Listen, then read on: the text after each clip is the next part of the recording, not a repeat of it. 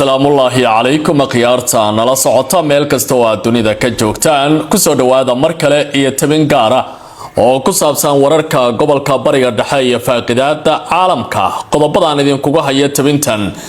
maanta oo bisha Juun ay 9 tahay sanadka 2026 waxa kamid ah madaxweynaha wadanka Turkiga Recep Tayyip Erdogan ayaa ku dhawaaqay wadankiisa in aan loo go'dan karin isla markaana uu gaaray isku filnaan dhinaca warshadaha ee xagga militariga waxa uu tilmaamay muddo dheer uu dalkiisa ku tiirsanaa wadamada reer galbeedka sida NATO iyo waliba Mareykanka in hadda Turkiga uu noqonayo mid kamid ah ilaha badbaadada ee wadamada uu saaxiibka la yahay hadalkan ayaa ku soo aadaya xilli xiisada gobolku ay cirka isku shareerayso isla markaana wax laga bartay dagaalkii bishii Juun ee sanadkii 2025 lagu qaaday dalka Iran mar kalena dib u qarxay haddaba muxuu yahay gantaalaha Turkiga uu ku tashanayo ee caalamka ashqaraarka galiyay taasoo hadda dawlado fara badan ay isweydiinayaan si gaar ah ayaan u dul istaagi doonaa hadalka Erdogan gantaalahaas uu soo bandhigay wadankiisa iyo waliba khibrada iyo kobaca warshadihiisu ay sameynayeen 10 sano ee la soo dhaafay taliyaha ugu sareeya ciidamada nidaamka Israel iyo al-Sabir ayaa markii ugu horeysay digniin aad u adag u diray dawladda Jamhuuriyadda Islaamiga ah ee Iran waxa uu ku tilmaamay haddii xaalku uu sidan sii ahaado waxaynu sameyn doonaa tallaabo kasta oo aan doonayno in aan ku burburino nidaamkaasi haddaba maxaa keenay xilligan in uu hanjabaad jeediyo iyadoo shalay lagu dhawaaqay xabad joojinta labada dhinac kadib 24 saac oo ay dhinacyadu dagaalamayeen ururka Xisbullah ayaa amar ku siiyay dawladda Beirut waa Lebanon in ay wanaajiyaan xiriirka diblomaasiyadeed ee kala dhaxeeya wadanka Iran waxa la joogaa xilliga aynu fahmi lahayn danaheena isla markaana dawladda dhexe ay ka shaqeyn lahayd sidii diblomaasiyad ahaan ay u wanaajin lahayd xiriirka la leeyahay Tehran ayaa lagu yiri bayaan ka soo baxay ururka haddaba muxuu Xisbullah uga cadaadinayaa dawladda Lebanon in ay gacan saar la yeelato dawladda Iran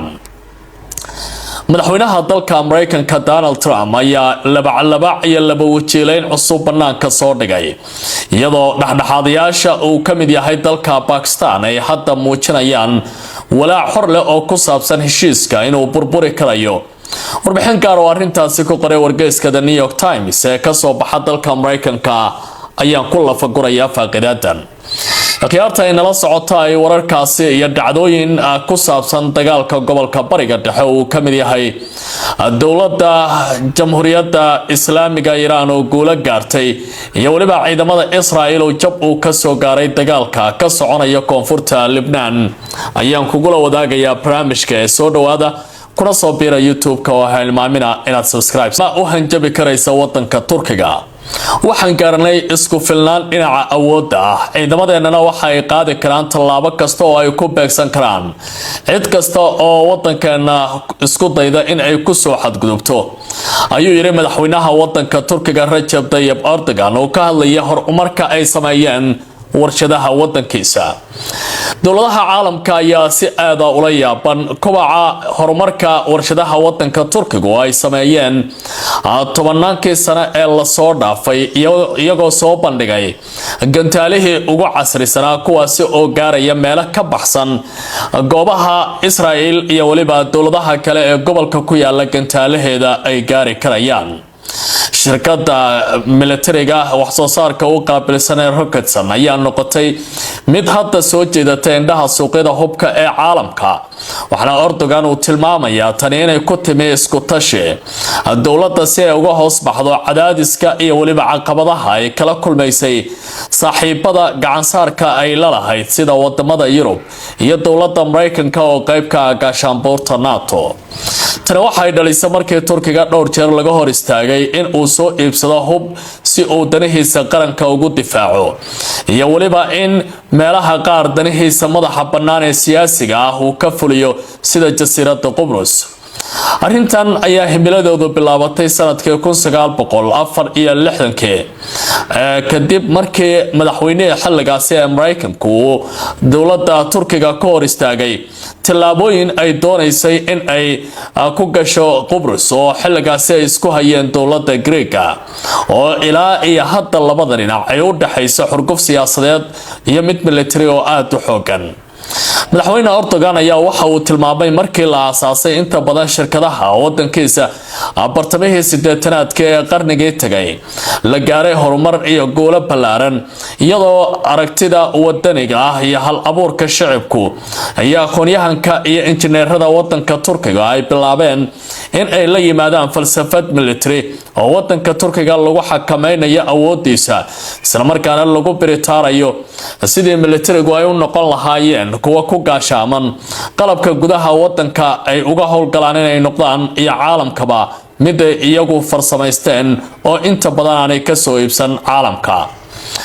inkasta oo Turkiga ka tirsan yahay gaashaanbuurta NATO haddana waxa uu ka mid noqday wadamada xiriirka dhow ee military la sameeyay wadanka Shiinaha oo ay si weyn isku hayaan dowladda Mareykanka maadaama Shiinuhu uu hadda yahay quwad koraysa halka Mareykankana uu yahay mid dunida hore u maamulayay. aragtida ku dhisnayd maamulka halka dhinaca ee adduunka ayaa meesha ka baxaya iyadoo wixii ka dambeeyay markii Trump uu booqasho ku gaaray magaalada Beijing ee caasimadda wadanka Shiinaha. madaxweynaha dalkaasi ee Jamhuuriyadda Shacbiga Shiinaha Xi Jinping uu ku dhawaaqay in dunida hadda laba awood oo siman ay ka jiraan loona baahan yahay isbedelka dhacay in aanu sababin mid holaag iyo burbur abuura hasaatee caalamku uu hal dhinacaado. haddaba maxaa qasbaya Turkiga in uu gantaalihiisan hormariyo ayaa waxa ay aad u daraasaynaya warbaahinta gobolka iyagoo ku tilmaamay in tani ay tahay isbedelada ugu waaweyn ee macaahidda cilmi baarista amniga iyo waliba daraasaadka ciidamadu ay sameynayaan. gantaalo iyo qalab noqday cabsigelin xoog leh oo ka hortagaya baa layidhi dhacdooyinka dagaalka ayaa noqday kuwa si weyn u soo jeetay dowladaha caalamka kaas oo Turkigu ay sameeyeen hasaatee shirkadda Roketsan ay noqotay midda kaliya ee hal abuurkaasi keentay sida ay wararku sheegayaan. gantaalka lagu magacaabo Yildirim gantaalada lagu magacaabo Yildirim Bora iyo waliba Typhoon ayaa noqday gantaalaha dowladda Turkigu ay hadda caalamka la timay. waxaa la sheegay in gantaalka Yildirim markii hore la sameeyay isagoo gaaraya ilaa iyo 300 oo kiiloomitir halka mid kale yiraahdo Yildirim Hana ay dhawaan ay Turkigu soo bandhigeen uu gaarayo ilaa iyo 6000 oo kiiloomitir 25 jeerna uu ka horeeyo guuxiisa caadiga. waxaa sidoo kale la soo saaray gantaalka meelaha fog gaara ee Bora la yiraahdo iyadoo khubaradu ay ku tilmaameen isbedeladan inay noqonayaan kuwa aad u xoogan ee wadanka Turkiga u sameynaya in ay sameeyaan dhaqdhaqaaq awoodeed iyo waliba mid military oo saameyntiisa ay xoogan tahay. Turkiga ayaa bilaabay awoodiisa caalamka inuu tuso tan iyo wixii ka dambeysay bishii aynu ka soo gudubnay 2025 bishii June markii dagaal 12 biri socday lagu qaaday dowladda Iran. sidoo kalena bishii Febraayo dhamaadkeedii 28 markay ahayd ciidamada Mareykanka iyo kuwa Israa'iil oo isweeshanaya ay duqeyn ku qaadeen wadanka Iran colaadaas oo ilaa iyo hadda aan xal laga gaarin. si loo abuuro isku dheelitir military oo ballaaran ayaa Ankara ka shaqeynaysa arrimahaasi sidii isbedel ugu keeni lahayd. wararka ka imaanaya gobolka bariga dhaxana waxa ay tilmaamayaan in ururka Hezbollah uu ku dadaalayo sidii dowladda dhexe ee Beirut uu hogaamiyo Joseph Aoun loogu cadaadin lahaa inay ka mid noqdaan wadamada saaxiibka iyo sukaha dhowla ah wadanka Jamhuuriyadda Islaamiga ah ee Iran. bayaan ka soo baxay ururka xisbiga ayaa lagu tilmaamay in la joogo xilligii laga faa'iideysan lahaa awoodda dowladda Iran isla markaana Beirut iyo Tehran ay u noqon lahaayeen olog iyo saaxiibo suke si halka cadow oo ay wajahayaan oo Israa'iil ay uga hortagaan. sidaas waxaa lagu sheegay bayaan maanta soo baxay xilli koonfurta wadanka Lebanon ay ka aloosan tahay dhammaacda rasaasta iyo qaraxyada baaruuda oo ay iswadaarsanayaan ciidamada nidaamka xisbiga iyo sidoo kale kuwa Israa'iiliyiinta ee halkaasi ku soo duulay ilaa iyo hadda dowladda Joseph Aoun ayaan war ka soo saarin arrintan hasaatee dowladdu waxaa loo arkaa haddii tallaabadan ay qaado waa sida xisbiga uu tilmaamayo inay noqonayaan tallaabo istiraatiiji ah oo amniga gobolkaasi u wanaagsan sida ay khubaradu ku tilmaamayaan taliyaha ciidamada Israa'iil Yaal Samiir lagu magacaabo ayaa goor dhaweyd ku dhawaaqay in la sameeyo isku dabarid ciidan oo aad u ballaaran kaas oo suuragal ay tahay in mar kale dagaal ay ku jiteeyaan dowladda Jamhuuriyadda Islaamiga ah ee Iran waxa la joogaa xilliga aynu muujin lahayn awoodeena isla markaana aan rarbaxyo kulul la dhaclahayn buu yiri dowladda Iran taas oo doonaysa inay badaso awoodda isku dheelitiran ee gobolka iyo waliba jihada siyaasadda ee bariga dhexe taasi ma aha mid Israa'iil cuntami karaya tilaabooyin kasta oo ay dhinacyadan qaadaanna ciidamadeenu waa ay ka hortagayaan ayuu yiri taliyaha ayaa sheegay in weerarkii dhawaan Israa'iil ay ka fulisay gudaha Iran uu ahaa kaliya baa layiri hordhac iyo diyaar garow weerar ka sii xoog badan oo baaxad weyn leh haddii loo baahdo sida uu hadalkiisa u sheegay waa mid ka mid ah goodintii ugu cuslayd oo ka soo baxaysa nidaamka Israa'iil tan iyo markii dagaalka gobolka bariga dhexe ee halka maalin soconayay shalay si degdeg ah loo soo afmeeray waxuu intaa ku daray in ciidamada Israa'iil ay sii wadi doonaan howlgallada ka dhanka ah Hezbollah isla markaana ay kordhin doonaan cadaadiska iyo qasaaraha lagu gaarsiinayo ururkaasi si loo sugo buu yiri amniga deegaanada waqooyiga Israa'iil sida ka muuqanaysa hadalkiisa weedhan ayaa waxay sidoo kale ka turjumaysaa in Israa'iil ay si cad militarigeeda u sheegayaan in ay ka baxeen xabad joojintii lagu dhisay in la joojiyo dagaalka koonfurta Lebanon sidoo kale taliyaha ciidamada Israa'iiliyiintu waxa uu sheegay in ciidamadooda ay ku jiraan heega sare ayna si xoogan uga jawaabi doonaan meel kasta oo ay ka dareemaan buu yiri qatar weyn oo amni dhinaca dalka Iran waxa uu sheegay in Israa'iil wali ay sii wado feejignaanta military isla markaana ay isu diyaarinayso inay dib u bilowdo weerar kale oo ku tilmaamay kuwa ka culus kana qutar dheer kuwii hore hadalkan waxa uu imanayaa xilli dhinacyada loolamaya ay hadda xiisadoodu gaartay meeshii ugu adkayd tan iyo markii dagaalka gobolka bariga dhexe uu aad u xoogaystay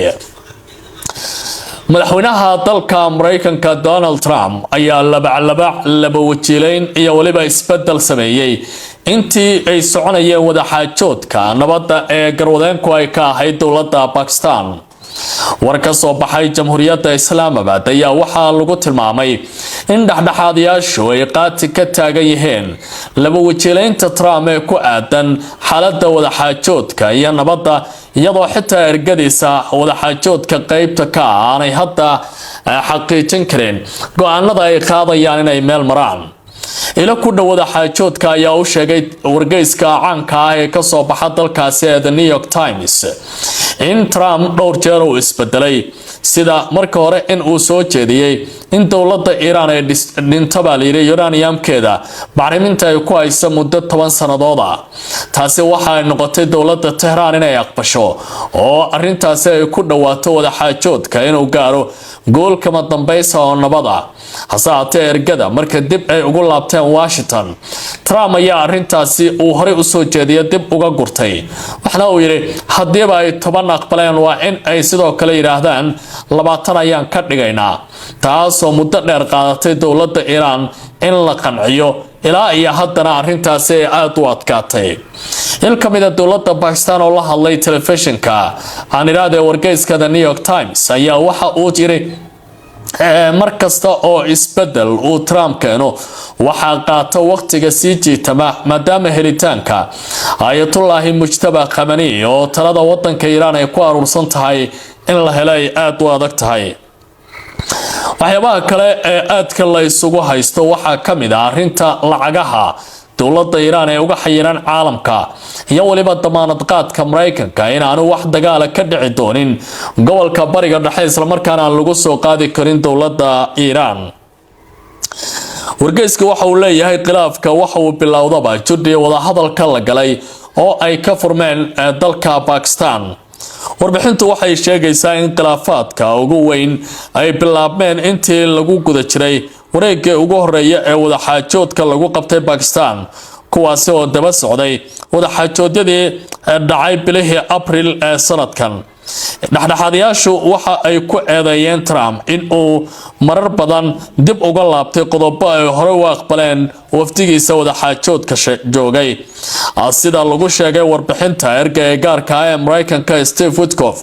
iyo madaxweyne ku-xigeenka JD Vance ayaa mas'uuliyiinta Iran u sheegay in Trump uu aqbali doono arrimaha la soo bandhigay, hase haatee waxay noqotay guud ahaanba in ay